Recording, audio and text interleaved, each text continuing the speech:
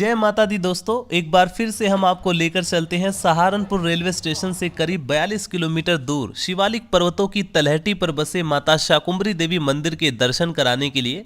दोस्तों, यह मंदिर उत्तर भारत के सबसे प्राचीन और पूजनीय शक्तिपीठों में से एक माना जाता है।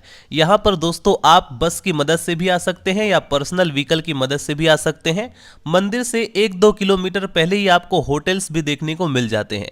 दोस्तों, माता शाकुंभरी देवी धाम में पिछले 1 साल से डेवलपमेंट का कार्य चल रहा है। ऐसा माना जाता है कि माता शाकुंभरी देवी मंदिर के दर्शन करने से पहले बाबा भूरादेव जी मंदिर के दर्शन कर लेने चाहिए।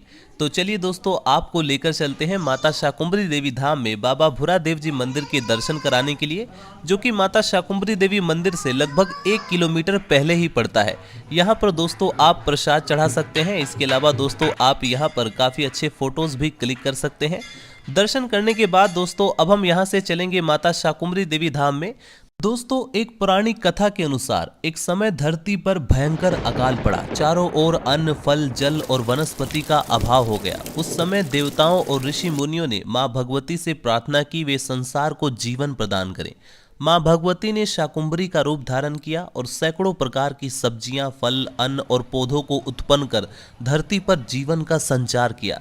इस कारण मां का नाम पड़ा शाकुंभरी, अर्थात शाक सब्जियों से संसार का पोषण करती है। दोस्तों, यदि आप यहाँ पर पहुँचते हैं तो यहाँ पर और भी कई सारे मंदिर है और रिसेंटली यहाँ पर एक भोजनालय यानी कैंटीन की भी सुविधा उपलब्ध कराई गई है। जितने भी श्रद्धालु ऐसे हैं जो कि दूसरे श्रद्धालुओं के लिए प्रसाद का आयोजन करवाना चाहते हैं तो यहाँ से भी कांटेक्ट कर सकते हैं। चलिए दोस्तों, अब हम चलते हैं माता शाकुंभरी देवी मंदिर के मुख्य परिसर की तरफ। दोस्तों, मां शाकुंभरी देवी धाम में आज बहुत ही कम संख्या में श्रद्धालु पहुंच पाए हैं। नवरात्रि के दिनों में यहां पर श्रद्धालुओं की बहुत ही लंबी लाइन लगती है, काफी ज्यादा भीड़ देखने को मिलती है। बाहर से दोस्तों मंदिर का दृश्य कुछ इस प्रकार से देखने को मिलता है। अभी दोस्तों हम आपको लेकर चलते हैं मंदिर के मुख्य परिसर में, लेकिन यहाँ पर दोस्तों आपको ध्यान देना है, मंदिर के मुख्य परिसर में वीडियोग्राफी अलाउ नहीं है। इसलिए दोस्तों हम आपको अंदर का सीन नहीं दिखा सकते हैं। यदि आप भी अंदर वीडियोग्राफी करते हैं तो वो अलाउ नहीं है, इसलिए वीडियोग्राफी क्लोज कर दें। फाइनली दोस्तों हमने मां शाकुंभरी देवी धाम में मंदिर के जस्ट आगे की तरफ एक हिडन तालाब को देख तो लिया है, लेकिन ये जो तालाब आप देख रहे हैं बारिश के समय में काफ़ी अच्छा और बेहतरीन वाटर इसमें देखने को मिलेगा, लेकिन अभी आप देखेंगे काफ़ी गंदा पानी है। हालांकि थोड़ा थोड़ा जल ऊपर से पहाड़ों से आ रहा है। दोस्तों, मां शाकुंभरी देवी धाम में हिडन वाटरफॉल दिखाने के बाद अब मैं आपको लेकर चलता हूं, माता काली की गुफा के दर्शन कराता हूं। और रास्ते में जो नज़ारा होता है बड़ा ही प्राकृतिक दृश्य देखने को मिलता है, तो चलिए आपको दिखाते हैं। कुछ लोग तो दोस्तों मां काली के दर्शन करने के लिए कार लेकर आ चुके हैं, कई लोग बाइक से भी वहां तक पहुंच जाते हैं। तो यदि आप अपने बाइक के माध्यम से आना चाहते हैं तो आ सकते हैं। फ़िलहाल कोई प्रॉब्लम नहीं है, क्योंकि नवंबर या दिसंबर के महीने में बरसात नहीं होती है तो दिक्कत नहीं है। लेकिन अगर आप लोग मई जून के महीने में आते हैं तो ख़तरा है, क्योंकि उन दिनों बरसात का मौसम रहता है, अचानक पानी आ जाता है और आपकी गाड़ियाँ, आपकी कारें सब बह जाएंगी।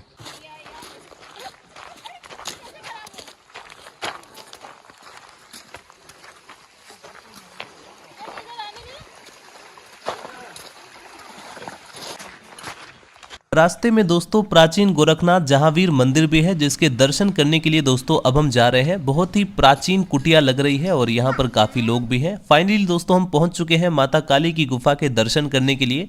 और यहाँ से देखिए गुफा का बाहर से दृश्य कुछ इस प्रकार से दिखाई देता है। बहुत बड़ी गुफा नहीं है, आप यहाँ पर एंटर कर सकते हैं। फाइनली दोस्तों अब हम निकलते हैं माता छिन्नमस्ता देवी मंदिर के दर्शन करने के लिए।